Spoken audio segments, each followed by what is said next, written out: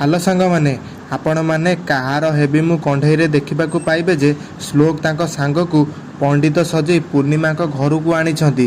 ତାପରେ ସେ ରାଜନ ମହାପାତ୍ରଙ୍କ ହାତ ଧରି କହିଲେ, ମୃତ ମହିଳାଙ୍କ ସନ୍ତାନ ଏ ଘରର ପରିସରରେ କଷ୍ଟରେ ଅଛି, ତେଣୁ ତାଙ୍କ ଆତ୍ମା ଅଶାନ୍ତ ଅଛି। ତେଣୁ କିଛି ଦିନ ତଳେ ଅନ୍ୟ କେହି ସନ୍ତାନ ଏ ଘରେ ମାରକ ଦଶାରେ ପଡ଼ିଥିଲା। ତେଣୁ ତାଙ୍କ ନିଜ ସନ୍ତାନର କଷ୍ଟ ଦେଖି ସେ ଆତ୍ମା ଆପଣଙ୍କର ଅନ୍ୟ ସନ୍ତାନକୁ ବିଭ୍ରାନ୍ତ ଭିତରକୁ ଟାଣି ନେଉଛି। ତ ଆପଣ 2 ଜଣ ସନ୍ତାନକୁ ନେଇ ପୂଜା କରି ଏହାର ପ୍ରତିକାର କରି ନିଅନ୍ତୁ।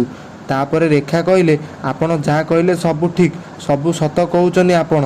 ତାପରେ ଶ୍ଲୋକ ସାଙ୍ଗ କହିଲେ, ଯେତେ ଶୀଘ୍ର ପାରୁଛନ୍ତି ପୂଜା କରି ନିଅନ୍ତୁ, ତାହେଲେ ସୁଫଳ ମିଳିବ। ତାପରେ ପୂର୍ଣ୍ଣିମାଙ୍କ ଜେଜେମା କହିଲେ, ତାହେଲେ ତ ରାଗିଣୀ ଠିକ୍ କଥା କହୁଥିଲା।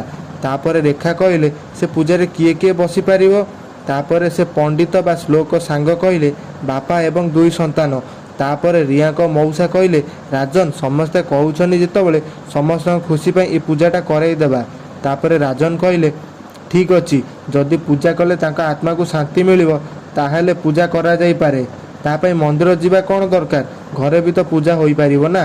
ତାପରେ ଶ୍ଲୋକ ସାଙ୍ଗ ଶ୍ଲୋକକୁ ଚାହିଁଲେ। ତାପରେ ଶ୍ଲୋକ ମୁଣ୍ଡ ହଲାଇ ମନା କରିଦେଲେ।